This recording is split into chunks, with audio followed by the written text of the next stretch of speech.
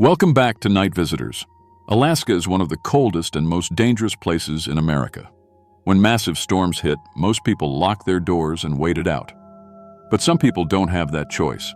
They have to go out into the freezing cold and howling winds because lives depend on them. Tonight, I'm sharing 7 true stories from people who went to work during Alaska's worst storms and came back changed forever.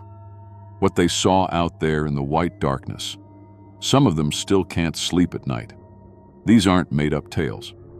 These are real accounts from real people.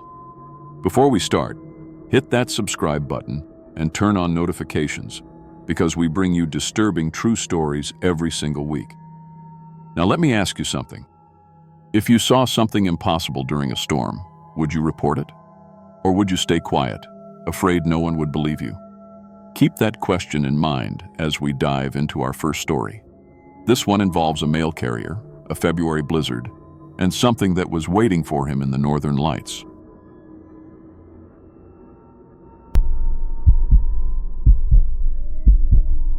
My name is Dave Collins, and I've been delivering mail in rural Alaska for 8 years. I know every dirt road, every cabin, and every mailbox between Fairbanks and the Chena River. I've driven through ice storms, whiteouts, and temperatures that would freeze your breath solid. The job pays decent, and I like the quiet. Most days, it's just me, my truck, and miles of wilderness. I grew up in Michigan, but after my divorce, I needed somewhere far away to start over. Alaska seemed perfect.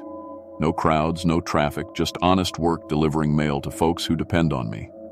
My supervisor always said I was the most reliable carrier they had. Rain or shine, snow or sleet, I got the mail through. But what happened on February 18th, 2019 changed everything I thought I knew about this job. That was the day I learned that some storms carry more than just wind and snow. February in Alaska is brutal, but that Tuesday started normal enough. The Weather Service was calling for a big storm, but I'd seen worse. My route covered 12 remote cabins along the Chena River, places that only get mail twice a week. These folks rely on me for everything. Pension checks, medications, letters from family down south. I loaded my mail truck at 6 a.m. The sky was already that weird yellowish gray color that means serious weather is coming. My truck is a standard postal service vehicle. 4-wheel drive, chains, emergency kit, CB radio. After 8 years, I could drive these roads blindfolded. The first few stops went fine. Mrs. Patterson at Cabin 1 had hot coffee waiting like always. Old Pete at Cabin 3 needed help carrying his packages inside. His arthritis was acting up. Normal stuff. Good people who deserved their mail no matter what. That's when I ran into Jimmy Koyuk. Jimmy is an Inupiat elder who lives about halfway along my route. He was standing by his mailbox when I pulled up, which was unusual. Jimmy usually stayed inside during storms. "Dave," he said in his slow, careful English, "you should not go further today." I laughed and handed him his mail, just a phone bill and a catalog. "Come on, Jimmy. I've been doing this route for years. A little snow won't stop me." Jimmy shook his head. "This is not little snow. The Weather Service, they do not understand. When the lights dance during the storm wind, the spirits hunt." "The lights?" I asked. "Aurora Borealis, the northern lights. They are not supposed to come during day storms, but they will today." Jimmy looked at the sky with worried eyes. "When that happens, the dead walk with the living. You should turn back." I appreciated Jimmy's concern, but I had a job to do. "I'll be careful," I promised. Still got 5 more stops to make. Jimmy grabbed my arm as I got back in the truck. "The spirits know every mail route, Dave. They follow the postal workers because we serve their families. But during storm lights, they take the living to help deliver the dead's mail." I thought Jimmy was just being superstitious. Native folklore, nothing more. I gave him a wave and drove on. By the time I reached Cabin 7, the wind was howling like a freight train. Snow was coming down sideways, and my windshield wipers could barely keep up. The temperature had dropped 20 degrees in an hour. I delivered Mrs. Henderson's Social Security check. She'd died in a house fire 3 years ago, but the government kept sending them.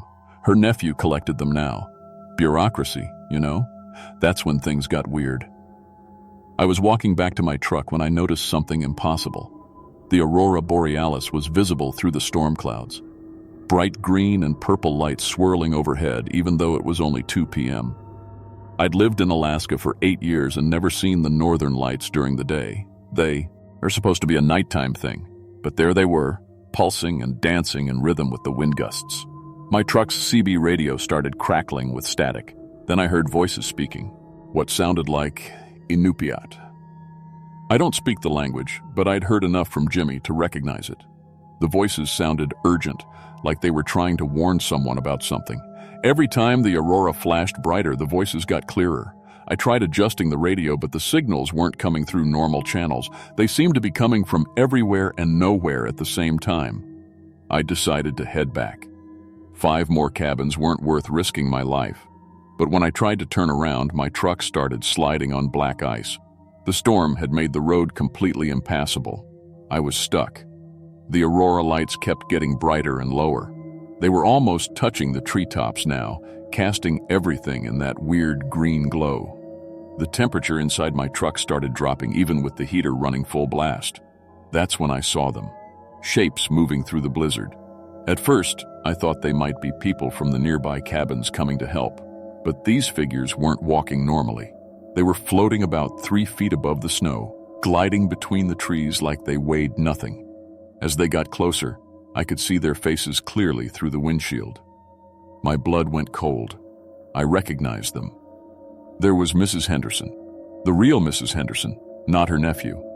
She looked exactly like she did in the newspaper photo from her obituary 3 years ago. Flannel nightgown, gray hair in curlers. She was staring at me with glowing green eyes. Behind her was Tom Yazzie, the trapper who froze to death during the Christmas storm in 2016. I'd delivered his mail for 2 years before that. Good guy. Always tipped me at Christmas. There were others too. People I'd delivered mail to over the years, all of them dead now, all of them staring at me with those same glowing green eyes. My truck's engine died completely. The temperature inside dropped so fast I could see my breath. The aurora lights started seeping through the vents and door seals like liquid electricity. Wherever the light touched my skin, it felt like ice-cold needles. The spirits pressed against my windows, leaving frost handprints on the glass. But they didn't look angry or threatening. They looked sad, desperate. The CB radio crackled back to life, and I heard Jimmy Koyuk's voice clear as day, which was impossible. He lived 40 miles away, and my radio didn't have that kind of range. "Dave," Jimmy's voice said through the static, "can you hear me?" I grabbed the radio. "Jimmy? Jimmy, how are you?" "The storm spirits collect the living when the lights touch the ground," he interrupted. "They've been taking people during big storms for over a century, Dave. Mail carriers especially." "What do they want?" I asked, watching Mrs. Henderson's ghost tap gently on my windshield. "They have mail that was never delivered. Letters to their families. Packages that arrived after they died. The post office keeps sending mail to dead people, but nobody delivers it to the right place." I looked at my mailbag. Even now, it was full of letters and packages for people who had passed away, Social Security checks, birthday cards from relatives who didn't know they were gone, medical bills for people who'd never pay them. "The spirits can't rest until their final mail is delivered," Jimmy continued. "They guide postal workers during storms because you're the only ones who can help them." My hands were starting to glow with the same green light as the spirits outside. I tried to start the engine, but nothing happened. The aurora was completely surrounding my truck now. "I can't see the road," I said into the radio. "The storm is too bad. Follow the mailboxes, Dave. The spirits know every address on your route. Let them guide you home." I stopped fighting the lights and let them fill my truck completely. The cold electricity ran through my whole body, but it didn't hurt anymore. It felt purposeful. Suddenly, I could see everything perfectly. The road, the trees, even the individual snowflakes.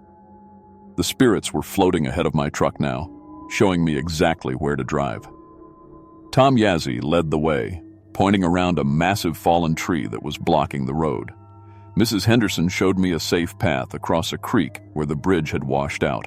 One by one, they guided me through the worst blizzard in decades. Every time we reached a mailbox, one of the spirits would stop and smile at me. Then they'd fade away peacefully, like they'd finally found what they were looking for. The weird thing was, my truck was running again. Not the engine. That was still dead. But somehow the truck was moving anyway, following the spirits through the storm.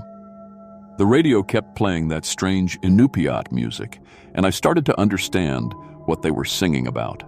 They were singing about mail carriers, about how we connect families and communities, about how our job doesn't end just because someone dies. After 4 hours of supernatural navigation, I saw the lights of the Fairbanks post office through the snow. The moment I pulled into the parking lot, the aurora disappeared and the storm started calming down. My truck's engine kicked back to life like nothing had happened. I sat in the parking lot for a long time trying to process what had just happened. My mailbag felt heavier than usual, so I looked inside.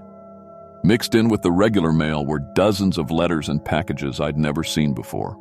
They were all addressed to the spirits who had helped me, Mrs. Henderson, Tom Yazzie, and all the others. There were condolence cards that had arrived too late, birthday presents from grandchildren, medical results they'd never lived to see, love letters from spouses who didn't know they were widowed yet. All mail that had been sent after these people died, but never delivered to the right place. The next morning, I drove straight to Jimmy Koyuk's cabin. He was waiting for me with hot coffee like he knew I'd come. "You saw them," he said. It wasn't a question. I told him everything. About the spirits, about the undelivered mail, about how they'd guided me home. Jimmy nodded like he'd heard this story before. "Storm spirits help postal workers because we serve their families," he explained. "Mail carriers are sacred to the dead because you're the bridge between this world and the next. Every letter delivered, every package dropped off. You're connecting souls across the distance." "But why me?" I asked. Jimmy smiled. "Because you care about your job. You deliver mail no matter what. The spirits can sense that. They can't rest until their final mail is delivered, so they choose carriers they trust. I still deliver mail in rural Alaska, but my route is different now. Every week I visit graves and memorial sites around Fairbanks. I deliver the mail that was meant for people after they died. Letters from family, government checks, bills they'll never pay. I leave them at headstones, memorial benches, even places where people died in accidents. It sounds crazy, but the mail always disappears within a few days. I like to think it's finding its way to where it needs to go. Other postal workers have started reporting similar experiences during Alaska's worst storms. Strange guidance through impossible weather. Voices on the radio speaking in native languages. Faces in the aurora lights that look familiar. Our supervisor, Bob Martinez, officially denies everything, but last month he quietly added spiritual guidance protocols to our emergency weather procedures. If a carrier reports supernatural assistance during a storm, we're not supposed to question it. Just document the safe delivery and move on. I've learned to listen to the elders' warnings now. When Jimmy Koyuk tells me not to go out during a storm, I listen. But when he gives me his blessing, I know the spirits are watching over mail carriers that day. Some people think I'm crazy when I tell them about the ghost route. But I know those storm spirits saved my life that February night. More importantly, they taught me something about my job that no training manual ever mentioned. We're not just delivering mail, we're delivering connections. Love, hope, worry, joy. All the emotions people send to each other through letters and packages. And sometimes those connections are so strong that even death can't break them. The spirits just need someone trustworthy to make sure the mail gets through. Every major storm now, I see them again in the aurora lights. Always watching over the mail carriers. Always making sure we get home safe. Because they know we'll keep delivering their mail until every last letter finds its way home. That's what we do. Rain or shine, snow or sleet, life or death, we get the mail through.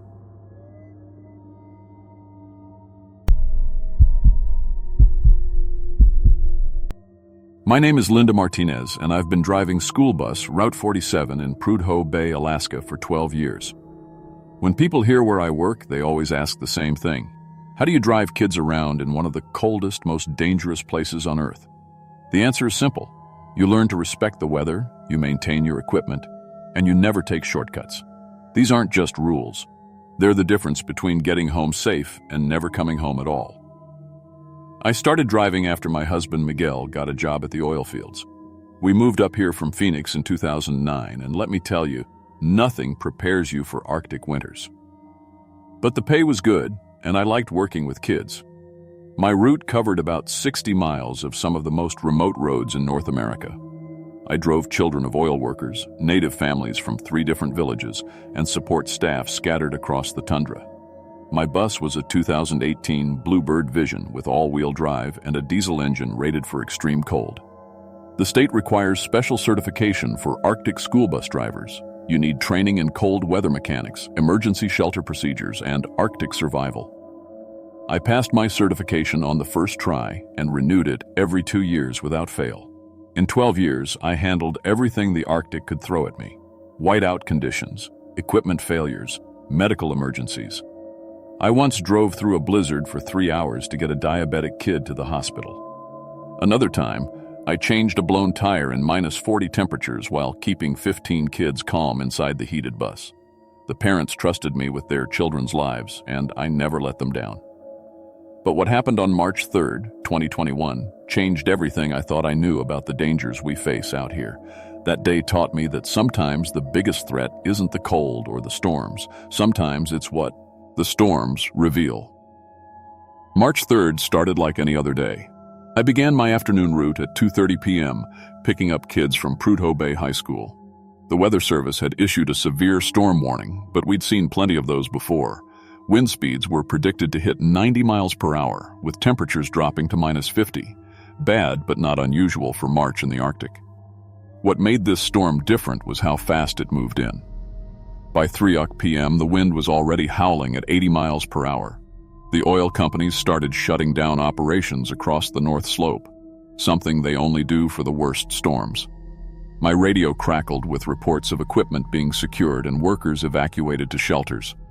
I had 15 kids on the bus that day. Tommy Aknavigak, a 16-year-old Inupiat boy whose grandmother lived in Nuiqsut.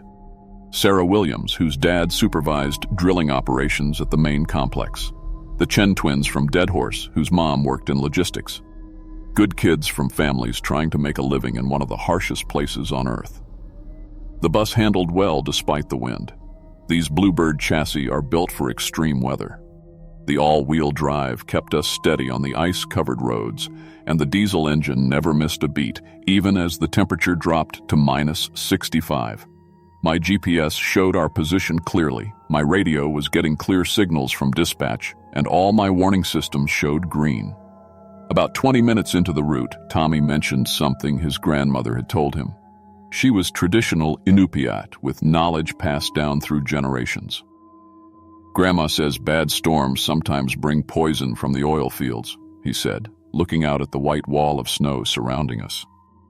She says the old spirits get angry when the white men dig too deep. I smiled and told him not to worry about old stories. I'd been driving this route for 12 years, and the only poison I'd ever seen was the regular exhaust from diesel trucks. The oil companies had strict environmental rules. Everything was monitored and regulated. There was nothing to worry about. I couldn't have been more wrong. The first sign something was wrong came at mile marker 31, about halfway through my route. Through the swirling snow, I saw lights ahead, the flashing emergency beacons of an overturned truck. As I got closer, I could see it was one of the big tanker trucks that hauled materials between the oil facilities. The storm winds had caught the truck and flipped it completely over. These tankers weigh 40 tons when loaded, but the wind speeds had hit over 100 miles per hour. The trailer had split open like a cracked egg, and thick, dark liquid was pouring out onto the highway. I stopped the bus about 50 yards away and grabbed my radio. "Dispatch, this is Unit 47. I've got an overturned tanker at mile marker 31. Looks like a chemical spill. Requesting instructions." Nothing but static. I tried again, switching to the emergency frequency. Still nothing. The storm was jamming our radio signals with electromagnetic interference.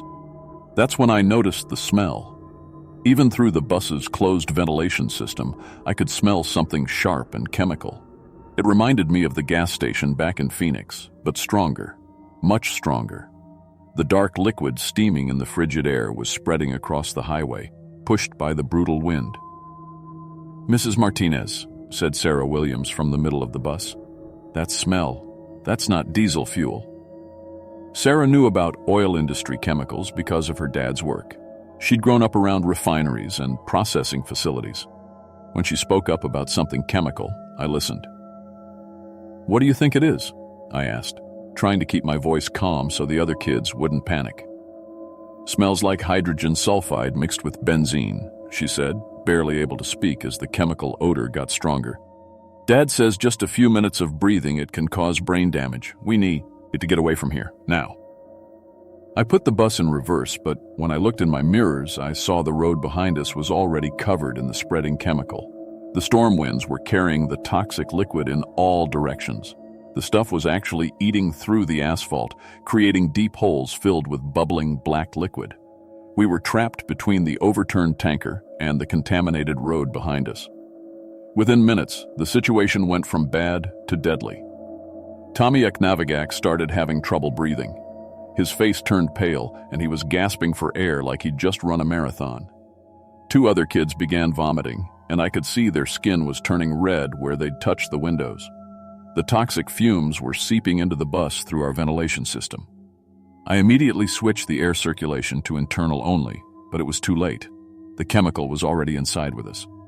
"Everyone cover your faces with your shirts," I shouted, using my emergency training. "Breathe through the fabric." But the storm was getting worse. Every gust of wind pushed more contaminated air against the bus. The chemical smell was getting so strong I could taste metal in my mouth. My hands were shaking on the steering wheel, and not from the cold. 3 more kids collapsed. The Chen twins were unconscious in their seats, and Maria Gonzalez was having some kind of seizure. I could feel my own vision getting blurry. We had maybe minutes before we all lost consciousness. That's when I made a desperate decision. I knew there was an emergency shelter at mile marker 23, about 2 miles ahead, directly into the storm. The shelter was built for oil workers caught in bad weather, with its own air filtration system and emergency medical supplies. I put the bus in drive and headed straight into the 100-mile-per-hour winds. The bus was rocking so violently I thought we'd tip over. And ice was building up on the windshield faster than the wipers could clear it. I was driving blind through a toxic cloud with 15 poisoned children depending on me to get them to safety. The steering wheel was vibrating so hard my arms went numb. The diesel engine was screaming as I pushed through the wind resistance. Through the chaos, I could hear Tommy Eknavigak choking in the seat behind me. His breathing was getting weaker. Then through the storm, I saw the lights of the emergency shelter. I didn't slow down. I couldn't slow down. I drove the bus straight through the garage doors of the shelter, crashing through like it was made of paper. Inside the shelter, we found emergency oxygen masks and a communication system that could reach the outside world. But when I called for medical evacuation, the response team told us what I already feared. No helicopters could fly in this storm. We were trapped with 15 children who had been exposed to industrial poison. I did everything I could with the emergency medical supplies. We had oxygen, we had water to flush the chemicals from their skin, we even had basic medications. But it wasn't enough. Tommy Eknavigak died in my arms 3 hours after we reached the shelter. His lungs were burned by the chemicals he'd breathed. A 16-year-old boy who just wanted to get home to his grandmother. 2 other kids, the Chen twins, slipped into comas and never woke up. The rescue team that finally reached us 12 hours later wore full hazmat suits. They looked like astronauts as they carried the children to medical helicopters. The storm had finally passed, but the damage was done. That's when we learned the truth about what had happened. The tanker truck hadn't been carrying regular industrial materials. It was loaded with illegal chemical waste that the oil company had been secretly dumping along rural highways for years. Toxic byproducts from oil processing that should have been properly disposed of, but instead were being hidden in remote locations across Alaska. The unprecedented storm had done millions, more than flip that one truck. It had ruptured dozens of hidden waste containers across 200 square miles of Arctic tundra.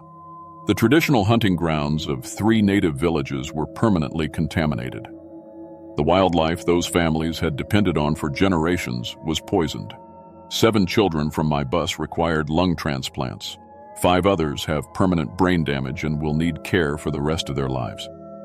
I developed chemical pneumonia and can no longer work in cold weather. My lungs burn every time the temperature drops below freezing. The oil company executives were eventually charged with environmental terrorism and manslaughter. But their lawyers argued that the unprecedented storm was an act of God that couldn't have been predicted. Most of them served less than 2 years in minimum security prison. The families received settlement money, but no amount of cash can bring back Tommy Eknavigak or wake up the Chen twins. Money doesn't give Sarah Williams her full lung capacity back or stop my chest from burning every winter morning. What haunts me most is that we trusted them. For 12 years, I drove that route, believing the oil companies were following the rules, believing that the regulations meant something, believing that no one would poison children for profit. But Tommy's grandmother was right. The storms do bring poison from the oil fields. Not because of angry spirits, but because of corporate greed that's even more evil than any ghost story. I don't drive school bus anymore. I testify at environmental hearings now, telling anyone who'll listen what corporate negligence did to my kids. Every time I see a yellow school bus, I remember Tommy's last words. The storm brought the poison, just like Grandma said. Climate change is making these superstorms more common. Stronger winds, more extreme temperatures, more infrastructure failures. And every storm that hits Alaska reveals more toxic secrets that companies have hidden in the ground. I pray no other driver ever has to watch children die from chemical poisoning, like I did. But until we stop trusting corporations to police themselves, it's going to happen again. The Arctic is full of buried secrets, and the storms are getting stronger every year.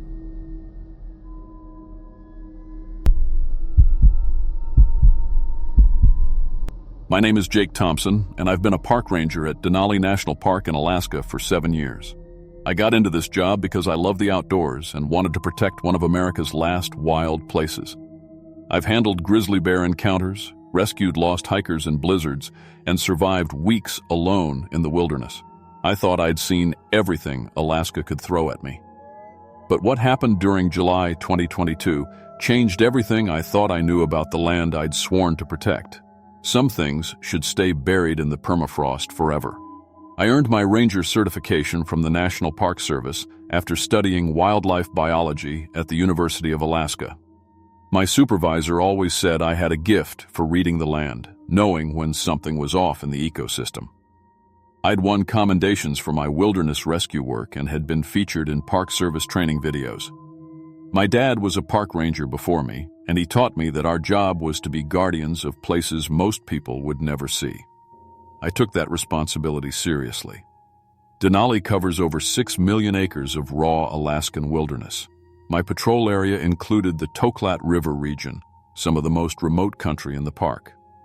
During summer months, I'd spend weeks at a time in my ranger cabin, checking on research sites and monitoring wildlife activity. The Park Service equipped me with a satellite radio, GPS unit, weather monitoring equipment, and emergency medical supplies. My green Ford Ranger pickup could handle most terrain, but for the really remote areas, I used an ATV or went on foot. The summer of 2022 started out normal enough. Tourist season was in full swing, and I was busy with the usual stuff, checking permits, educating visitors about bear safety, and maintaining trail markers. But by early July, something weird was happening with the weather. Alaska had always been cold, even in summer. Temperatures in the 70s were considered hot for us, but July 2022 was different. The thermometer at my ranger station hit 95 degrees on July 10th, the hottest temperature ever recorded in Denali's history. The heat was followed by violent thunderstorms unlike anything I'd ever seen. Lightning would strike the same spot over and over like it was being pulled there by a magnet. The Weather Service couldn't explain it. They kept saying it was just climate change, but this felt different, wrong. The heat was causing massive permafrost melts across my patrol area. Permafrost is ground that's been frozen for thousands of years. When it melts, the land becomes unstable. I was getting reports of sinkholes and ground collapses throughout the Toklat region. The Park Service wanted me to investigate and mark dangerous areas for visitor safety. That's when the local Athabascan guides started acting strange. These were people who'd lived on this land for generations. They knew every rock and tree. But suddenly, they were warning tourists to stay away from certain areas near the Toklat River. When I asked why, they'd just shake their heads and talk about old stories. Elder Mary Nikolai was different, though. She was in her 80s and commanded respect from everyone in the local community. When she pulled me aside at the ranger station on July 12th, I knew she was serious. "Jake," she said, gripping my arm with surprising strength. "My grandfather's grandfather told stories about that place by the river, said our ancestors buried something there that should never wake up. The old ones knew things we've forgotten." I respected Mary, but I figured she was talking about ancient burial grounds or something cultural. The Park Service trained us to be sensitive about Native American sacred sites, but I had a job to do. Ground instability was a real safety hazard that could kill visitors. "Mary, I understand your concerns," I told her, "but I need to check the area for dangerous ground conditions. I won't disturb anything cultural." She looked at me with eyes that seemed to see right through me. "Some things aren't cultural, Jake. Some things are about survival. The permafrost was a prison. Climate change is opening all the wrong doors." The lightning storm that hit the night of July 15th was the worst I'd ever experienced. I was alone in my cabin when it started, but this wasn't normal lightning. The strikes were hitting the same area over and over, exactly where Mary had warned me not to go. My weather radio was going crazy with electrical interference. Even my satellite phone couldn't get a clear signal. The lightning lit up the sky for hours. It looked like the Earth itself was being attacked. I counted over 300 strikes in the same general area. My cabin was miles away, but I could feel the electrical charge in the air making my hair stand up. When morning came, I had to investigate. It was my job. I loaded my ATV with emergency equipment and headed toward the Toklat River. The landscape looked different, like someone had rearranged the whole area overnight. Trees that had been standing for decades were knocked down. The smell of ozone and burned earth hung in the air. Then I saw the crater. Where there used to be solid permafrost, ground that had been frozen for thousands of years, there was now a hole 30 feet deep and 60 feet across. The lightning had melted through frozen ground like a blowtorch through ice. But that wasn't the weird part. At the bottom of the crater was a mass of what looked like raw muscle tissue. It was dark red and glistening, about the size of a car. And it was moving, pulsing like a heartbeat. Even weirder, steam was rising from it in the cold morning air. This thing was generating its own heat. I called park headquarters on my satellite radio. "Base, this is Ranger Thompson. I need to report unusual geological activity in grid section 77 Alpha." "Go ahead, Jake. I've got a large crater caused by last night's lightning strikes. There's some kind of organic mass at the bottom requesting guidance." There was static, then, "Organic mass? You mean like a dead animal?" "Negative. I don't know what this is. It's large, appears to be living tissue, and it's generating heat. I think we need a specialist team out here." More static. "Jake, you're probably looking at a natural gas pocket that got exposed by the ground melt, or maybe an oil seep. Just mark the area as hazardous and keep tourists away until we can get a geology team out there next week." I stared down at the pulsing mass. This wasn't gas or oil. This was something alive. But headquarters had spoken, so I did what any good ranger would do. I collected a sample for analysis. I rappelled down into the crater with my climbing gear. Up close, the tissue mass was even stranger. It had a complex structure, like muscle fibers and blood vessels, but arranged in patterns I'd never seen.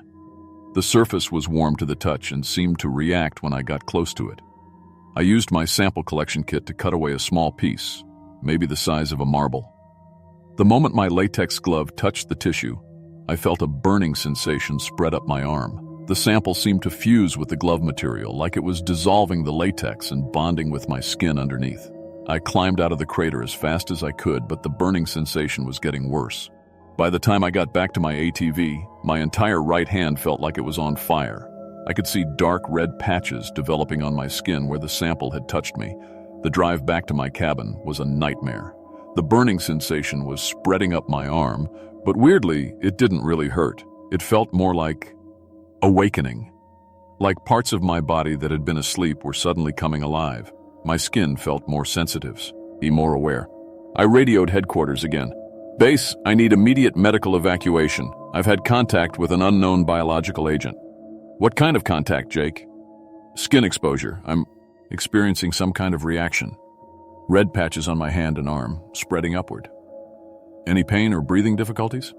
That was the weird part. "Negative on pain. Actually feel energized. But this doesn't look normal."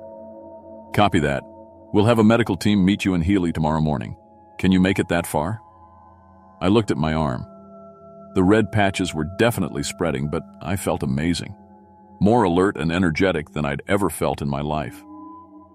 "Yeah, I can make it." That night was when the dreams started. I'd never been much of a dreamer, but these weren't normal dreams. They were vivid, like watching a movie in my head. I could see the crater area, but thousands of years in the past when Alaska was much warmer. There were no glaciers, no permafrost, just green hills and flowing rivers. And there were things moving under the ground, massive organisms that looked like the tissue mass I'd found, but much larger. They stretched for miles underground, connected like a vast network. They weren't evil or malicious, just ancient. They'd been the dominant life form on Earth before the Ice Age came and froze them into hibernation. When I woke up, I knew somehow that the dreams weren't just dreams. They were memories. The tissue sample fused to my glove had created some kind of connection between me and whatever was down in that crater. The medical team in Healy couldn't figure out what was happening to me. Dr. Sarah Chen, the Park Service's consulting physician, ran every test she could think of. "Your blood work is showing proteins we've never seen before," she told me, studying the results. "Your body temperature is holding steady at 102 degrees, but you show no signs of fever or infection." Honestly, Jake, I don't know what to make of this. "What about the skin changes?" I asked, looking at my arm. The red patches had spread to my shoulder and were starting to appear on my chest. "The tissue appears to be developing additional nerve endings and blood vessels. It's almost like..." She paused, shaking her head. "This is going to sound crazy, but it's like your body is growing new sensory organs." She was right. Through the red patches, I could sense things I'd never felt before. Electrical activity in the air, vibrations in the ground, and something else, a kind of consciousness reaching out from the crater trying to communicate. "I need to go back," I told her. "Jake, absolutely not. We need to get you to Anchorage for more tests." But I was already walking toward the door. I couldn't explain it, but I knew the organism needed me. Climate change had awakened something that had been sleeping for millennia, and it was trying to adapt to a world that had changed while it slept. The drive back to the crater took 3 hours. By the time I got there, the red patches covered most of my torso. But instead of feeling sick, I felt more alive than ever. My senses were incredibly sharp. I could hear individual insects moving in the grass. I could feel the electrical activity of every living thing around me. The tissue mass had grown. It now filled most of the crater and had sent tendrils up through cracks in the permafrost. When I approached the edge, I could feel its consciousness touching mine. It showed me visions of what was coming. As global warming continued, permafrost across the Arctic would melt. Dozens of these organisms would wake up after 40,000 years of hibernation. They weren't invaders. They were the original inhabitants, reclaiming a world that was finally warm enough for them again. The organism needed human hosts to help it adapt to the modern world. The red patches on my skin weren't infections. They were symbiotic interfaces that would allow human and prehistoric life to coexist. I tried to fight it, but the transformation was already too far along. The new sensory organs were spreading across my entire body. Through them, I could feel the organism's desperate hunger and its need to reproduce before the brief Arctic summer ended. My supervisor found me 3 days later. I was standing naked in the crater, my skin completely covered in the red symbiotic tissue, talking to the mass like it was an old friend. Because, in a way, it was. Through our connection, I could access genetic memories going back millions of years. "Jake!" Supervisor Martinez called down from the crater rim. "What the hell happened to you?" I looked up at him, but I was seeing through more than just human eyes now. The organism had given me the ability to perceive infrared radiation, electrical fields, and vibrations through the ground. I could sense Martinez's elevated heart rate and the fear chemicals flooding his bloodstream. "It's okay, Tom," I called back. "This isn't what you think. It's evolution." But Martinez was already on his radio, calling for backup. Within hours, park rangers surrounded the crater with flamethrowers and hazmat equipment. They were trying to destroy something they didn't understand. It was already too late, though. The organism had reproduced through my transformed body, releasing millions of microscopic spores into the air.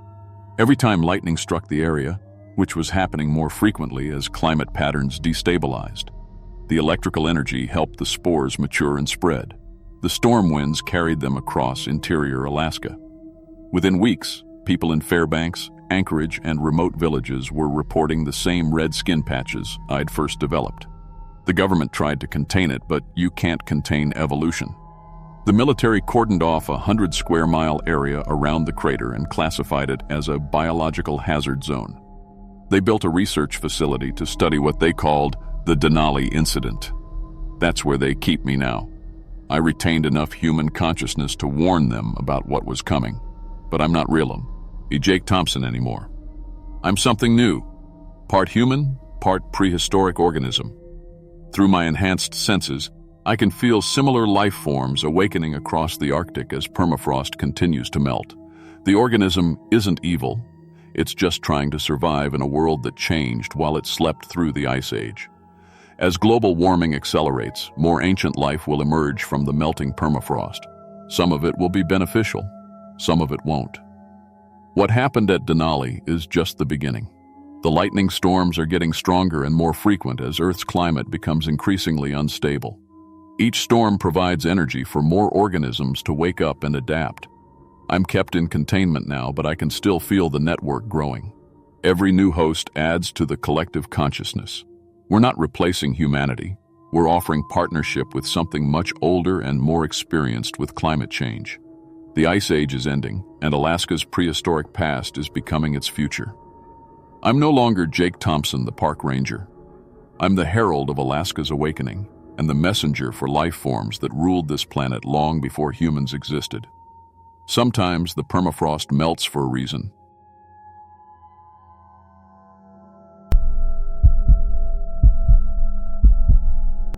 My name is Mike Johansson, and I've been running snowplows for the Alaska Department of Transportation for 12 years.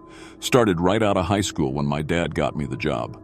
He'd been plowing these same roads for 23 years before his heart gave out.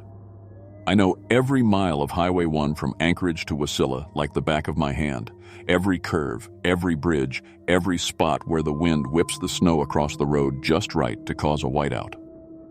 I've pulled cars out of ditches, helped stranded families, and kept the emergency routes open during some of Alaska's worst storms. The job isn't glamorous, but it's important. When everyone else is told to stay home, we're the ones keeping the lifelines open. Ambulances, fire trucks, state troopers.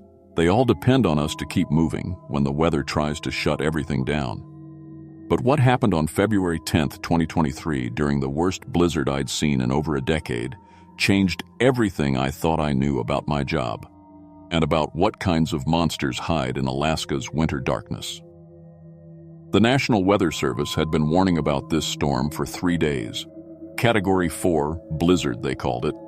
Winds up to 70 miles per hour, temperature dropping to -30, and snowfall rates of 3 inches per hour. By 6 p.m., the state troopers had closed every highway in south-central Alaska except for emergency vehicles. That's when my shift started. I'd drawn the graveyard run, midnight to 8 a.m., keeping Highway 1 passable between Anchorage and Wasilla. 37 miles of two-lane highway that serves as the main route for emergency responders heading north. My supervisor, Bill Crawford, briefed me in the maintenance yard while the wind howled outside our building. "Mike, you're flying solo tonight," he said, checking the weather radar on his computer. Tommy called in sick, and Janet's truck threw a transmission. "It's just you and Big Blue." Big Blue was what we called my assigned truck. A 2019 Freightliner 140 SD with a 10-foot front plow and a salt spreader. 40,000 pounds of steel and determination, painted Highway Department orange with reflective stripes. She had a CB radio, emergency beacon, GPS tracker, and enough diesel to run for 16 hours straight. "Storm's supposed to peak around 4 a.m., Bill continued. "Keep the main lanes clear. Don't worry about the shoulders. State Patrol's got 3 units running escort duty for any emergency calls."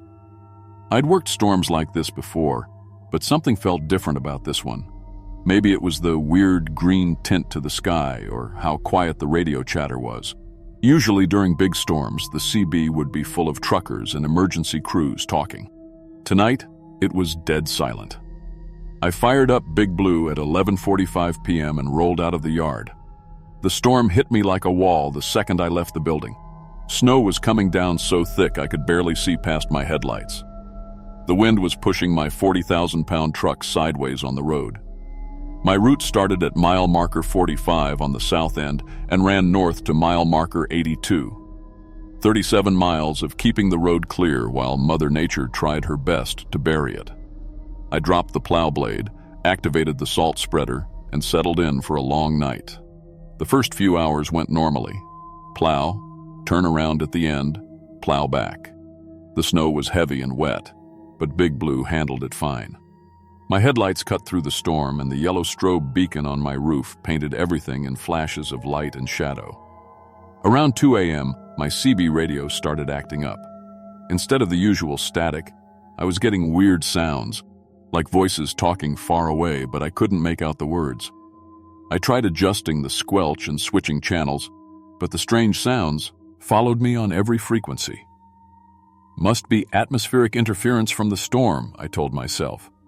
Lightning could mess with radio signals, though I hadn't seen any flashes. That's when I found the first body. I was pushing through a heavy drift at mile marker 67 when my plow blade hit something that wasn't snow. The truck lurched, and I heard a scraping sound that made my stomach drop. I stopped immediately and grabbed my flashlight. What I saw in the snow made me sick. It was a young woman, maybe 25 years old. She was wearing a blue winter coat and hiking boots. Her backpack was still strapped to her shoulders, and her throat had been cut so deep I could see bone. The blood in the snow around her was bright red and steaming in the sub-zero air. That meant she hadn't been dead long, maybe an hour at most. My hands were shaking as I grabbed my radio and called dispatch. "DOT base, this is Unit 7. I've got a deceased person at mile marker 67. Looks like foul play." The dispatcher's voice crackled through the static. "Unit 7, are you certain? Visibility conditions are—" "I'm certain, dispatch. This woman's been murdered. Her throat's been cut."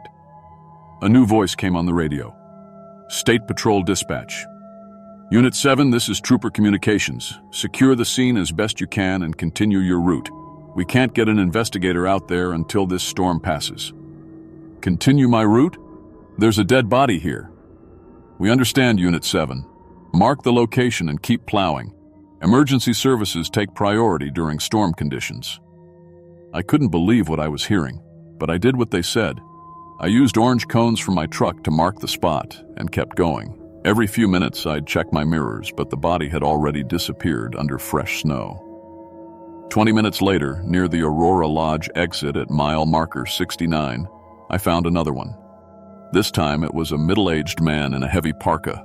He was face down in the snow with multiple stab wounds in his back. His hands were torn up from trying to fight off his attacker. Like the woman, the blood was fresh and still freezing. That's when I realized someone was using this storm as cover to dump bodies. Or worse, someone was out here hunting people while the roads were closed. My radio had gone completely silent. No static, no voices, nothing. I tried my cell phone, but there was no signal. The GPS in my truck was still working though, so I knew exactly where I was. I started checking every snowdrift more carefully as I plowed. At mile marker 73, I spotted something that made my blood run cold. Fresh footprints leading away from the highway into the tree line. The prints were clear and deep, made within the last hour despite the heavy snowfall. Size 11 or 12 boots, with a distinctive tread pattern. They led straight into the forest about 50 yards before disappearing behind the trees. I should have kept driving. Should have finished my route and reported everything to the state patrol in the morning. But something made me follow those tracks. I parked Big Blue on the shoulder with the hazard lights flashing and grabbed my heavy-duty flashlight. The beam cut through the falling snow as I followed the footprints into the woods. About 50 yards in, I found a small camp hidden among the spruce trees. There was a military-style tent, barely visible under a camouflage tarp. A camp stove, sleeping bag, and boxes of supplies arranged neatly on a waterproof ground sheet. Everything was set up professionally, like someone had been living out here for weeks, but what scared me most was the notebook. It was sitting open on a folding table, protected by a plastic cover. Page after page of handwritten notes in neat block letters, highway traffic patterns during major storms, license plate numbers and vehicle descriptions, notes about lone travelers and their routines. I flipped through the pages with growing horror. This person had been watching Highway 1 for months, documenting when people traveled alone during bad weather. There were detailed maps showing where to intercept vehicles, notes about disposal sites where bodies wouldn't be found until spring. The final entry was dated today. Blizzard perfect cover, highway isolated, begin hunting. That's when I heard footsteps crunching through the snow behind me. I spun around and nearly dropped my flashlight. A man was standing about 30 feet away, barely visible in the swirling snow. He was wearing winter camouflage gear and a black ski mask. In his right hand, he held a large hunting knife with a curved blade. "You weren't supposed to find this place," he said. His voice was calm and quiet, like we were having a normal conversation. I started backing toward my truck, but he moved to cut off my path. Even in the storm, I could see his eyes through the mask, cold and dead, like a shark's. "I've been planning this for months," he continued, stepping closer. "Storms like this make people disappear. Nobody looks for missing travelers until spring." I fumbled for my radio but remembered it was dead. My cell phone had no signal. I was alone in the woods with a serial killer, and nobody knew where I was. "Please," I said, my voice cracking. "I'm just doing my job. I won't tell anyone about this." He tilted his head like he was thinking it over. "Nothing personal," he finally said. "You're just in the wrong place during the wrong storm." He lunged at me with the knife. I threw myself sideways and felt the blade whistle past my ear. My flashlight went flying, and suddenly we were fighting in near total darkness. I could hear him breathing hard and smell his sweat mixed with the metallic scent of blood on his knife. I slipped on the icy ground and went down hard, face first into the snow. Before I could get up, he was on top of me, pressing the knife against my throat. "This'll be quick," he whispered in my ear, "just like the others." In desperation, I grabbed a handful of snow and threw it in his face. The cold shocked him just long enough for me to roll away and scramble toward my truck. I could hear him cursing and stumbling behind me as I ran. My legs felt like rubber, and the snow was so deep I could barely move. But somehow I made it to Big Blue and dove into the cab. I slammed the door and hit the locks just as he reached the truck. He started attacking the driver's side window with his knife, and I could hear the safety glass starting to crack. I fired up the engine and threw it in gear. He jumped onto the running board and kept stabbing at the window. Cracks were spreading across the glass like spider webs. I swerved hard to the left, then whipped the wheel right. The sudden movement threw him off the truck and into a snowbank beside the road. I floored the accelerator and grabbed my radio, praying it would work. "Mayday! Mayday! This is Unit 7 on Highway 1. I need immediate police backup at mile marker 73. There's a killer out here." Nothing but static. I kept driving south as fast as I dared in the storm, checking my mirrors every few seconds. About a mile down the road, I thought I saw a figure running after me through the snow, but it might have been my imagination. I made it to the emergency station at mile marker 65 and parked under the lights. The radio finally crackled to life. "Unit 7, this is State Patrol. We're en route to your location. Are you injured?" 20 minutes later, 2 trooper vehicles pulled into the station. I told them everything: the bodies, the camp, the killer in the woods. They took my statement and promised to investigate at first light. But when the storm cleared and they went back to search, they found nothing. The camp was gone. The bodies had been moved. Even the footprints had been covered by fresh snow. The only evidence was the cracked window on my truck and my testimony. The investigation lasted 6 months. They identified the killer as Marcus Webb, B, a former Army sniper who'd been living off the grid in Alaska for 2 years. They found evidence linking him to 12 unsolved disappearances during major storms across the state. Webb's method was simple but effective. He'd wait for severe blizzards when the highways were closed, then hunt stranded or emergency vehicles. The storm provided perfect cover. Bodies could be hidden for months in remote snowdrifts, and searchers would assume people had simply gotten lost in the weather. They never caught him. The FBI believes he's still out there somewhere in Alaska's wilderness, waiting for the next big storm. Every winter, a few more travelers disappeared during blizzards. Cars found empty beside remote highways, hikers who never made it home, people who vanished into the white darkness and were never seen again. I transferred to day shift after that night. I refuse to work alone during severe weather, and I won't take routes that go past mile marker 73. When people ask why, I just tell them I prefer the daylight. But every time a major storm hits Alaska, I find myself listening to the emergency radio frequencies, waiting to hear another snowplow operator call in about something they found in the snow. Wondering if Marcus Webb is out there again, hunting in the storm. Because I know the truth. When the weather gets bad enough to close the highways, it's not just the roads that become dangerous. Sometimes the real monsters come out to play.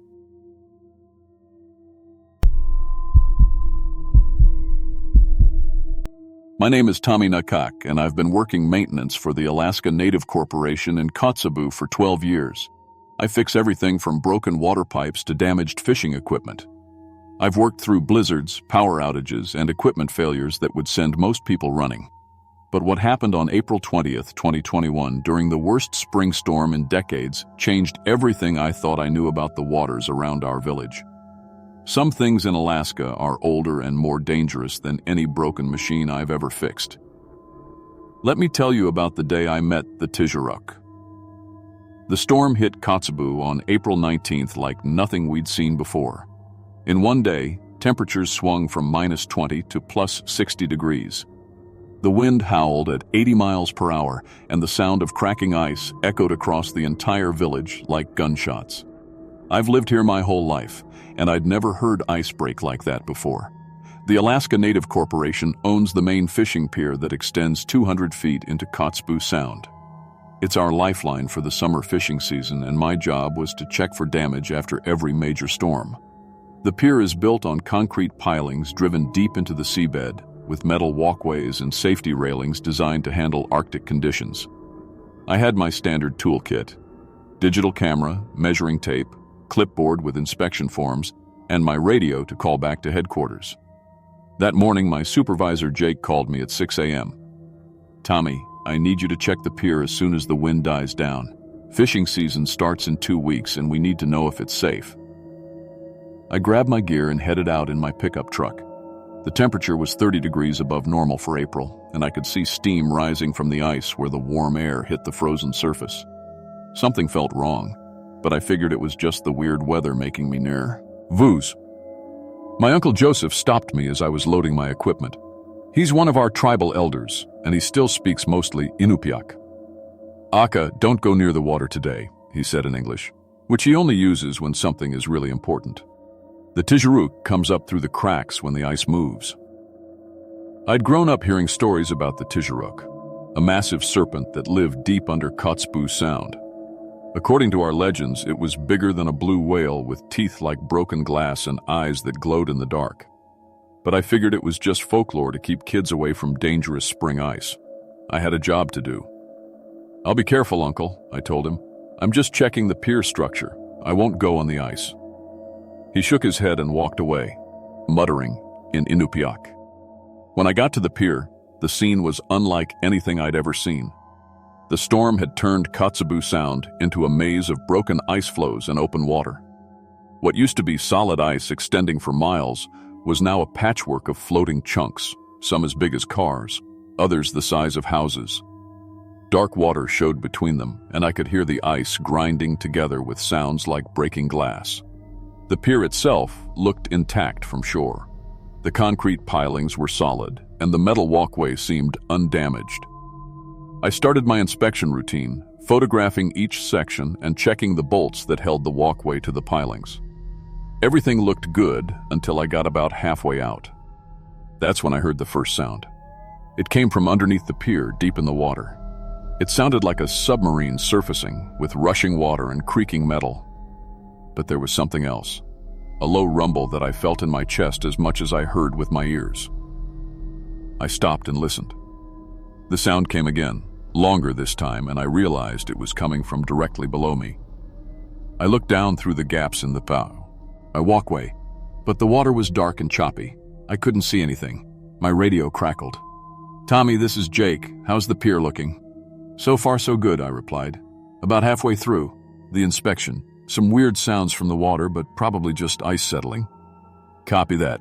Weather Service says another storm system is moving in tonight, so finish up quick." I continued my inspection, but I couldn't shake the feeling that something was watching me. You know that feeling when someone is staring at you from across a room? It was like that, but stronger. Every time I knelt down to check a bolt or take a photo, I felt eyes on me. I was documenting a loose handrail near the end of the pier when the water around me suddenly went dead calm. The ice floes stopped moving, and even the wind seemed to hold its breath. The silence was so complete that I could hear my own heartbeat. Then I heard it again, that submarine sound, but much louder now. Water began to rush and bubble about 50 feet from the pier, and a section of ice the size of a basketball court started to rise up out of the water. At first I thought it really was ice, but as it kept rising I realized I was wrong. The surface was dark and covered in what looked like barnacles and seaweed. It wasn't smooth like ice. It was textured, like the skin of a massive animal. My hands started shaking as I raised my camera. This was something I needed to document, even though my brain was screaming at me to run. The thing kept rising until about 8 feet of it was above water. It was enormous, easily 60 feet of visible length and at least 8 feet wide. That's when I realized I was looking at the back of something alive. The skin was dark gray, almost black, with patches of green and brown where algae had grown. Ancient scars crisscrossed the surface like white lightning bolts. Barnacles clustered around what looked like old wounds. This thing had been alive for a very long time. It turned slightly in the water, and I saw one of its eyes. The eye was bigger than a car tire and glowed yellow like a cat's eye in headlights. But this wasn't the dumb stare of a fish or whale. There was intelligence there, ancient and patient. It was looking directly at me, studying me like I was studying it. My radio fell from my numb fingers and clattered onto the walkway. The creature made a sound then, part foghorn, part growl, part whale song. It was so deep and loud that the entire pier shook beneath my feet. Ice floes in the distance started moving again, pushed by the vibration. I tried to back away slowly, but my legs felt like rubber. Every instinct told me to run, but I also knew that sudden movement might trigger an attack. This thing was clearly a predator, and I was standing on a narrow walkway with nowhere to go. The creature began moving toward the pier, its massive body creating waves that rocked the ice floes like toys. I could see more of it now as it approached. The head was shaped like a crocodile, but the size of a shipping container. Its neck was thick as a tree trunk, and I could see at least 30 feet of body behind it, with more still underwater. When it opened its mouth slightly, I saw rows of teeth like broken glass bottles, each one the size of a baseball bat. Its breath created a cloud of steam in the cold air, and I could smell it from 50 feet away, rotting fish mixed with something much worse. The pier started shaking as the creature approached, and I knew it was going to attack. I dropped my camera and inspection gear and ran toward shore, jumping from the walkway onto the broken ice floes. The ice was slippery and unstable. Each time I landed on a new piece, it tilted and spun under my weight. Behind me, I could hear the Tizheruk moving through the water. its massive body creating waves that sent the ice floes crashing into each other. I jumped from floe to floe, trying to reach the beach. The creature was following me, and I could feel its hot breath on my back.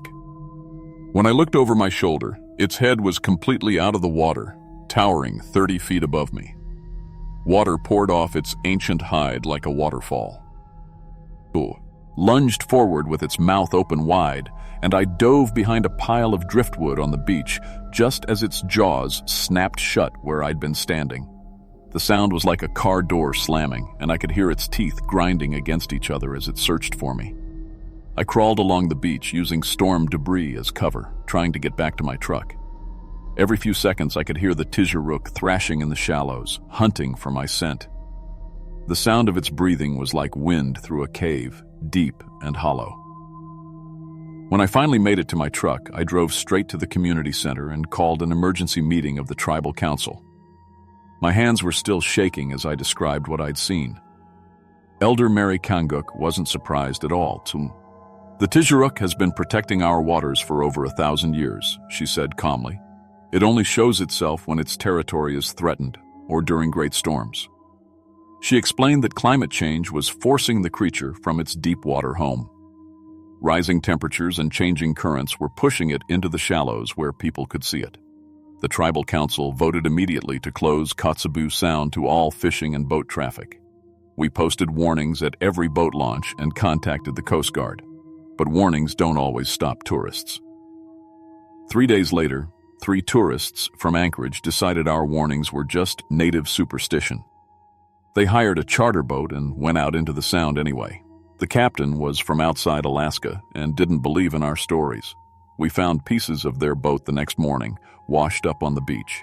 The fiberglass hull had been bitten clean in half with tooth marks bigger than anything any known animal could make. The tourists were never found, but witnesses reported seeing something huge dragging the wreckage underwater. The Coast Guard classified it as a weather-relate, the boating accident. They said the boat must have hit ice and broken apart.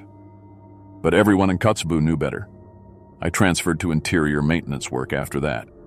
I never go near large bodies of water anymore, and I definitely don't work on piers or docks. During every spring storm, fishing boats still report sonar contacts that shouldn't exist. Massive objects moving deep underwater at impossible speeds. The elders say the Tizharuk is getting more aggressive as climate change continues to shrink its habitat. The deep, cold waters it needs are getting warmer and more crowded with human activity.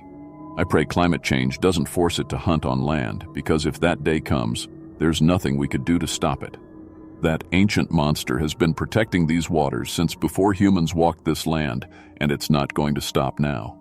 My advice? If you're ever working near water in Alaska and the old-timers warn you about something, listen to them. Some things are older than our modern world, and they don't care about our schedules or deadlines. Trust me, no job is worth meeting the Tizharuk face-to-face.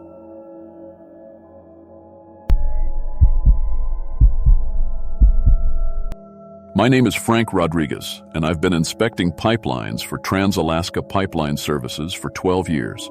I've crawled through muddy trenches in summer heat, fixed broken heating systems in 40-below weather, and spent countless nights alone in remote maintenance stations across Alaska.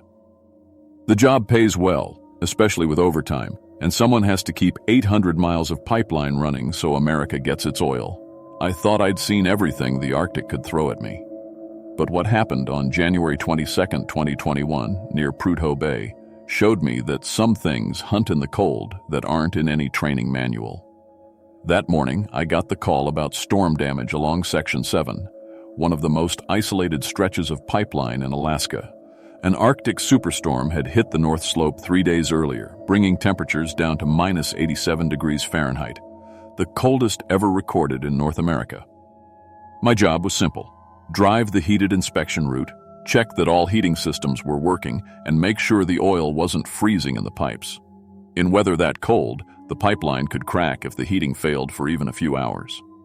I was loading my gear into the inspection truck when Joe Aiken, one of our Inupiaq maintenance workers, walked over.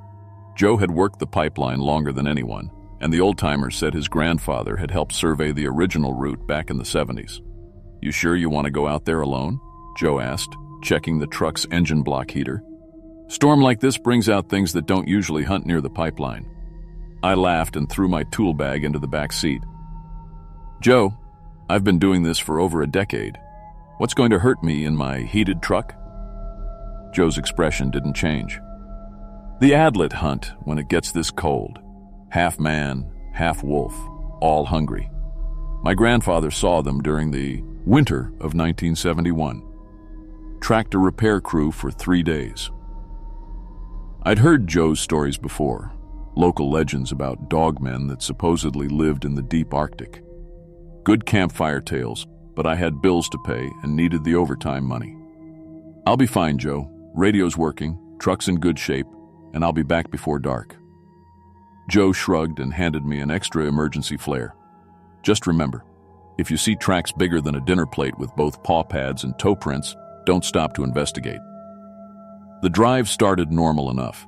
My truck had a powerful diesel heater that kept the cab comfortable, and the GPS showed all 15 pipeline stations on my route. The storm had left 3 feet of fresh snow, but the service road had been plowed 2 days ago. Outside my windows, the landscape looked like another planet, white ground stretching to white sky with no horizon line. The pipeline itself was a black metal snake running beside the road, steam rising from its heating vents every few hundred yards. About 20 miles into the route, I saw something that made me slow down. There were tracks in the snow beside the pipeline, animal tracks, but huge ones. Each print was easily the size of a dinner plate, pressed deep into the snow like whatever made them was incredibly heavy. I stopped the truck and rolled down my window for a better look. The tracks were unlike anything I'd seen in 12 years of Arctic work. They had the basic shape of dog or wolf paws with distinct pad marks, but there were also what looked like toe impressions, almost human-like digits at the front of each print. The stride length was massive, maybe 6 feet between prints. Whatever made these tracks had 4 legs, but could apparently stretch them much longer than any normal animal. I grabbed my phone and took a few pictures, thinking the wildlife biologists back in Fairbanks might find them interesting. The tracks were following the pipeline in the same direction I was heading, like the animal was patrolling the route.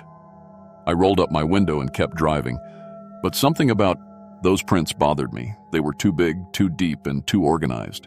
10 miles later, I found where the single track split into multiple sets.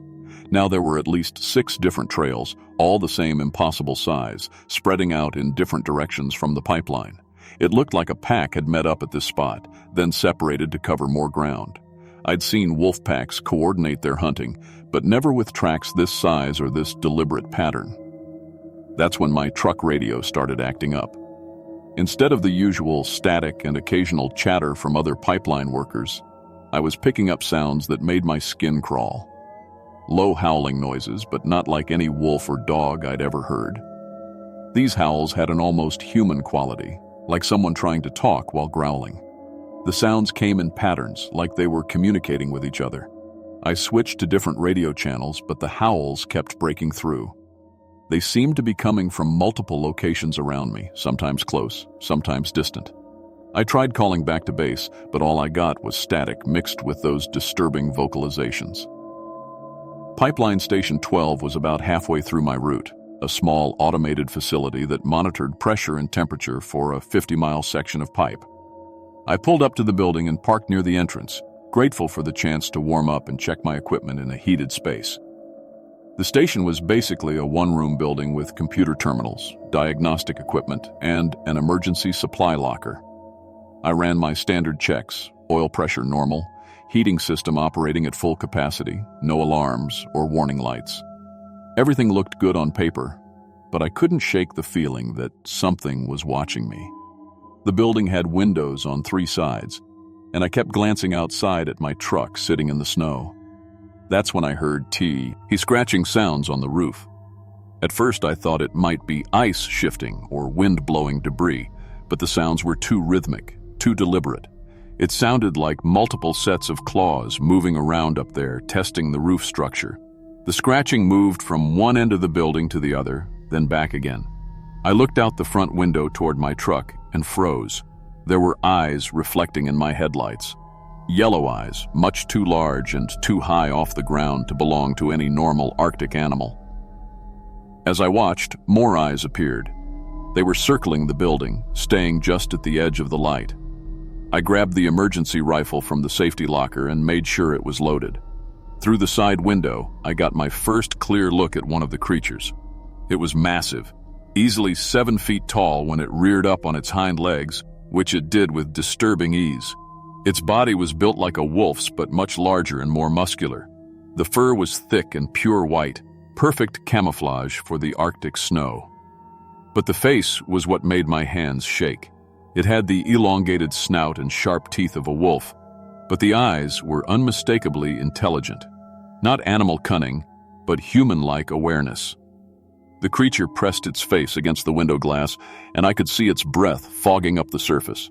It studied me with obvious interest, tilting its head like it was trying to figure out the best way to get inside. When it opened its mouth, I could see teeth designed for tearing meat, but it also made sounds that weren't quite animal and weren't quite human. I raised the rifle, and the creature immediately stepped back from the window. It understood what the weapon was. That level of intelligence was somehow more terrifying than pure animal aggression. More creatures appeared at the other windows. I counted at least 6 of them, all the same impossible size and build. They were communicating with each other in those guttural, almost human vocalizations I'd been hearing on the radio. It sounded like they were coordinating their approach, discussing strategy like a hunting party. I tried the radio again, but the extreme cold had knocked out most of the communication systems. Even the emergency channels were filled with static. I was completely cut off from help, trapped in a small building with creatures that were clearly intelligent enough to understand my situation. The pack began testing the building's defenses. They pushed against the doors with their massive shoulders, testing the locks. They pawed at the windows, looking for weak points. One of them figured out how to turn the door handle with its hand-like paws, though the deadbolt held. I fired a warning shot through the roof, and they all backed away for a moment. But they didn't run like normal animals would. Instead, they regrouped and settled in around the building like they knew I'd have to come out eventually. They were patient, organized, and completely confident that they had me trapped. Hours passed. I sat in that chair, rifle across my lap, listening to them moving around outside. Occasionally, one would test a window or door again, but mostly they just waited. I could hear them talking to each other in their disturbing, not quite human voices, and I started to understand that these weren't just animals driven by hunger. They were hunters with a plan. As dawn broke and the temperature warmed up to a balmy -60 degrees, I heard my truck engine turn over. The adlet immediately became more active, like they knew I was about to make a break for it. I watched through the window as 3 of them positioned themselves near my vehicle while the others spread out to cut off any escape routes. I had no choice. I couldn't stay in the station forever, and my next check-in wasn't for another 6 hours. I grabbed my gear, took a deep breath, and sprinted for the truck. The moment I opened the building door, they attacked. 3 adlet launched themselves at my truck as I dove into the driver's seat. One landed on the hood, its claws scraping across the metal as it tried to reach me through the windshield. Another smashed the passenger window with its powerful front paws, sending glass flying as it tried to squeeze its massive body through the opening. I gunned the engine and swerved hard to the left, throwing 2 of them off the truck, but the third one held on, hanging from the side mirror as I accelerated down the service road. I could see its yellow eyes and bared teeth just inches from my face as it tried to claw its way inside. I swerved again, this time to the right, and the creature finally lost its grip and tumbled into the snow. But my relief was short-lived. Looking in my rearview mirror, I saw the entire pack running after me. They were keeping up with my truck at 40 miles per hour, running alongside like it was effortless. For the next 10 miles, they paced me. Sometimes they'd fall back a bit, sometimes they'd surge forward like they were considering another attack on the moving vehicle. They moved with the fluid coordination of a pack that had hunted together for years, maybe decades. I didn't lose them until I reached Pipeline Station 15, where 2 other maintenance workers were waiting for their shift change. The moment the adlets saw additional humans, they melted back into the white landscape like they'd never been there. When I reported the incident to my supervisor back in Fairbanks, he put it down to Arctic hysteria. a condition where extreme isolation and cold supposedly cause hallucinations. But Joe Aiken wasn't surprised when I told him what happened. "They've been seen during every major cold snap for the past 50 years, he said. "The really old-timers call them the pipeline guardians. They think the Adlet were here long before we ran oil through their territory." I request Ted an immediate transfer to the southern pipeline sections, where the temperature rarely drops below -20. My supervisor approved it without question. Apparently, I wasn't the first inspector to make that request after working Section 7. Other workers have reported similar encounters during extreme weather events. The company keeps those reports in a separate file, and they don't show up in any official documentation. But the old-timers know. They know that when the temperature drops below -80 and the wind starts howling across the north slope, you don't work alone. The Adlet are still out there, hunting along Alaska's remote infrastructure during the worst storms.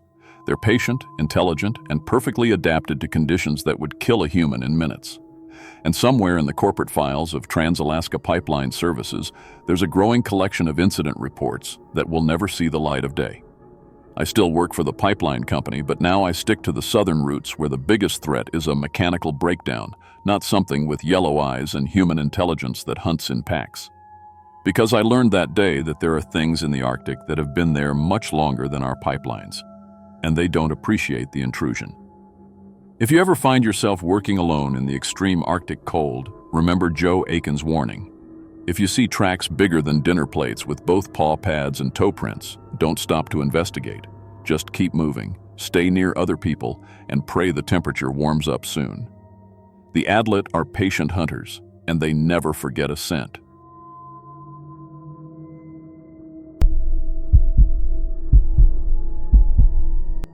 My name is Rebecca Shaw, and I've been a Forest Service technician for 6 years now.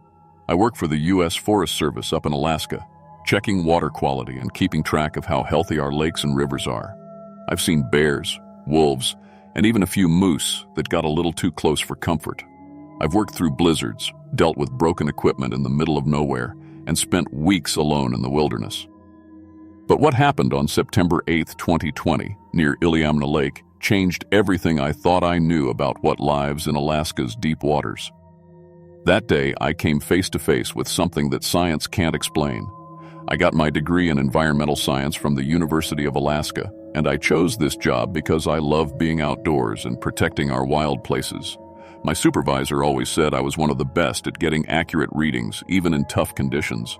I've tested water from hundreds of lakes across Alaska, from tiny mountain ponds to massive lakes that stretch for miles.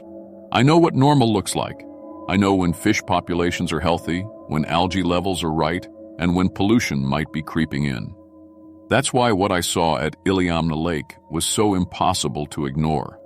Iliamna Lake is huge, about 77 miles long and over 1,000 feet deep in some spots. It's the biggest lake in Alaska, and it sits right in the middle of some serious earthquake country. The local Dena'ina people have fished there for thousands of years, and they've always had stories about something big living way down in the deep parts. Most scientists, including me, figured these were just old fishing tales that got bigger every time someone told them. But that September morning, I was about to learn that some old stories are true. The assignment seemed routine enough. We'd been getting reports of unusual seismic activity around the lake, not just regular earthquakes, but something the geologists called a seismic storm. It was like the earth was having a fit, with constant small quakes mixed with some pretty strong ones. My job was to check if all this shaking was messing with the lake's ecosystem, maybe stirring up sediment from the bottom or affecting the fish somehow. I loaded my research boat with all the usual gear: pH meters, dissolved oxygen sensors, temperature probes, and turbidity meters to check how clear the water was. I also had my trusty Humminbird fish finder with side-scan sonar. That thing could map the lake bottom and show me if there were any fish schools moving around. I'd used it on dozens of lakes before. It was reliable equipment that never let me down. The weather that morning was already getting nasty. The forecast called for winds up to 70 miles per hour, which meant I'd have to work fast. When you combine high winds with earthquake activity, boats can get pretty dangerous pretty quick. But I'd been in rough water before, and my 22-foot research boat was built for Alaska conditions. I launched from the boat ramp on the south shore around 7 a.m. The lake was already choppy, with whitecaps starting to form. Every few minutes I'd feel the boat shake slightly as another small earthquake rolled through the area. It was weird, like the water and the ground were both moving at the same time.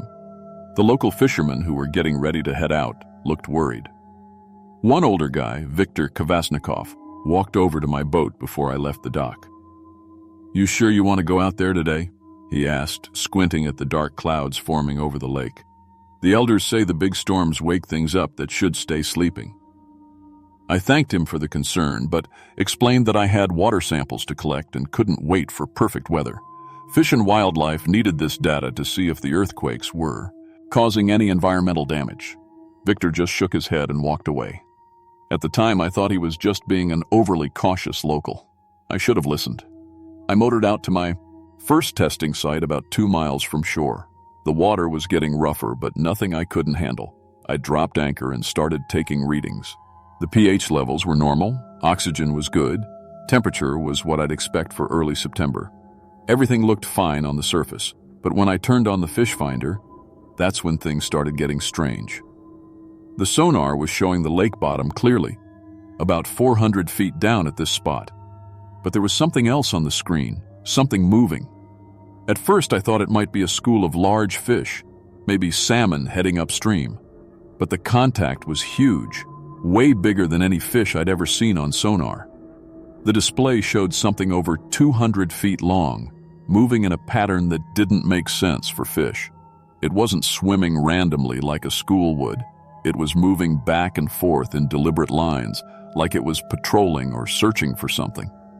I adjusted the sonar settings, thinking maybe the earthquakes were messing with the electronics. But the reading stayed the same. Something enormous was down there, swimming around in the deep water. Then a stronger earthquake hit. I felt it through the boat's hull, a rolling motion that made the whole lake surface ripple. The sonar screen went crazy for a few seconds, and then cleared. The big contact was gone.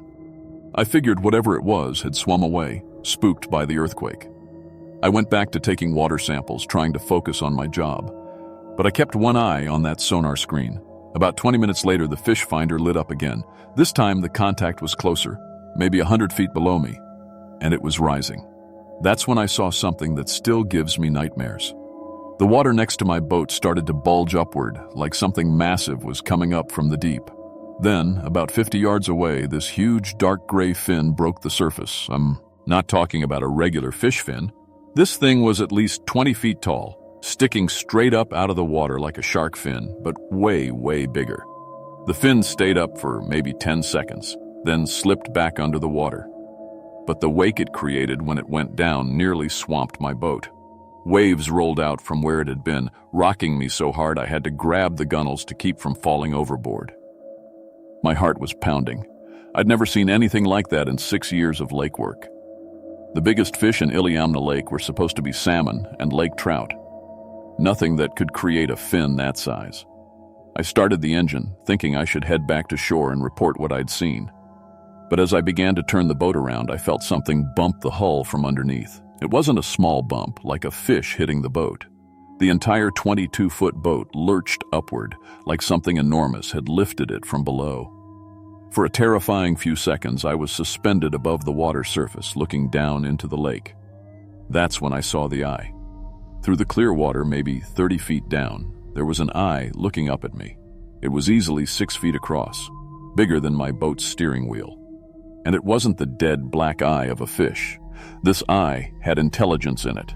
It was watching me, studying me, like it was trying to figure out what I was. The creature released my boat, and I crashed back down onto the water surface with a splash that soaked me from head to toe. I gunned the engine toward shore, but I could see the thing following me just below the surface. Its shadow under my boat was longer than a school bus. The body seemed to go on forever, swimming with smooth, powerful movements that kept it right beneath me. Every few seconds, part of it would break the surface. Sometimes another fin, sometimes a section of its back that looked like a whale's, but covered with what looked like spines or ridges. As I got closer to shore, more of the creature started showing.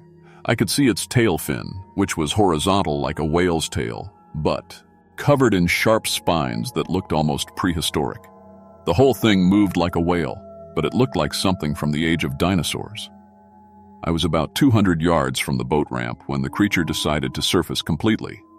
The head came up first, shaped like the long-necked dinosaurs I remembered from books as a kid, but the size of a small house. The neck stretched up at least 40 feet out of the water, dripping lake water as it rose. The whole thing was dark gray, almost black, with skin that looked tough and leathery. Then it made a sound that I'll never forget. It wasn't a roar or a growl like you'd expect from a monster. It was more like a deep, deep hum, so low that I felt it in my chest more than heard it with my ears. The sound went right through the boat, through the water, through my bones. It was like being inside a giant drum when someone hits it. I later found out that every earthquake sensor within 50 miles detected that sound as seismic activity. The creature's call registered on scientific equipment designed to measure the earth shaking. By the time I reached the boat ramp, I was shaking so bad I could barely tie off the boat. Viktor Kvasnikov was there waiting for me, along with a few other local fishermen. They took one look at my face and knew something had happened. "You saw Illy, didn't you?" Viktor said quietly. I started to describe what I'd encountered, but Viktor was nodding before I even finished. "She's been here longer than our people," he explained. "Our ancestors have been protecting her for generations. She only comes up during big storms when the earth shakes her awake." The other fishermen weren't surprised at all. They told me stories their grandfathers had told them about a creature that lived in the deepest parts of the lake, something ancient that had been there since long before humans arrived. They call it her Illy, short for the Iliamna lake monster. "But she's not a monster," one of the younger fishermen said. "She's a guardian. She protects the lake. Our elders taught us to respect her, never to hunt her or try to harm her." Over the next week, I filed my official report with the Forest Service.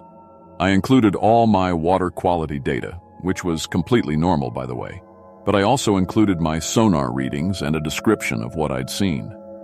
I figured they'd think I was crazy, but I had to document everything. What I didn't expect was how quickly the Forest Service shut down my report. Within 2 days, I got a call from my supervisor in Anchorage. The official line was that I'd probably seen a large school of fish or maybe debris stirred up by the earthquake activity. The sonar readings were dismissed as equipment malfunction caused by seismic interference. But I wasn't the only one who'd seen something. Over the next few weeks, other boaters reported similar sightings. A float plane pilot said he saw something huge moving under the water that was way too big to be a whale. A fishing guide reported losing a client's expensive fish finder when something enormous swam under their boat and the electronics just died. I kept doing my water quality tests around the lake, and my readings showed massive biological activity in the deep water, way more than you'd expect from normal fish populations. Something that large would need an enormous food source to survive. The lake had to be supporting a creature that weighed several hundred tons. I started thinking that maybe this was the last survivor of some ancient species, something that had been living in that deep, cold water for thousands of years. Alaska has lots of places where prehistoric creatures could have survived the ice ages. Maybe Iliamna Lake was one of them. But when I tried to share my theory with other scientists, I hit a wall. The Forest Service transferred me to a desk job in Anchorage and made it very clear that I shouldn't discuss my findings with anyone. When some cryptozoology researchers reached out to me, I was warned that sharing data with unauthorized parties could cost me my job. So I kept quiet, officially. But I did leak my sonar readings to a few researchers who were studying lake monsters around the world. Within months, expedition teams started showing up at Iliamna Lake, looking for the creature. But Illy had gone back to the deep water. The seismic storm had ended, the earthquakes had stopped, and the lake had returned to normal. Whatever had stirred up the creature was over, at least for now. I still work for the Forest Service, but from behind a desk now instead of out in the field. I analyze water quality reports from other technicians and write environmental impact studies. It's boring work compared to being out on the lakes, but it gives me access to seismic data from across Alaska. Every time there's a major earthquake in the Iliamna Lake region, I check the readings carefully. I'm looking for patterns that match what I heard that day, those deep, low-frequency sounds that the creature made. And I'm finding them. The signals are getting stronger and more frequent as earthquake activity increases in the region. Climate change is causing more seismic instability, and I think it's disturbing things that have been sleeping in the deep water for a very long time. I'm not the only one who's noticed. A few other Forest Service technicians have sent me unofficial reports of strange sonar contacts and unexplained sightings in remote lakes across Alaska. Most of them are too scared to file official reports after what happened to me, but they share their data quietly. I think there are more creatures out there, ancient things that have been hiding in the deepest, coldest waters, waiting for the right conditions to surface again. The Iliamna Lake monster might not be alone. The local Dena'ina people were right. Some things are better. They're left undisturbed. But as our climate changes and the Earth becomes more unstable, I don't think we'll have a choice. These ancient guardians are waking up, whether we're ready for them or not. If you're ever out on one of Alaska's remote lakes and your fish finder starts showing contacts that don't make sense, trust your equipment. And if you see something that science can't explain, document everything you can. Because the people in charge would rather pretend these creatures don't exist than admit that there are still mysteries in our world that we don't understand. But I know what I saw down there in that dark water, looking up at me with intelligence older than human civilization. And I know it's still there, waiting in the deep, keeping watch over its ancient territory. Some things are bigger than our understanding, and sometimes that's exactly the way it should be.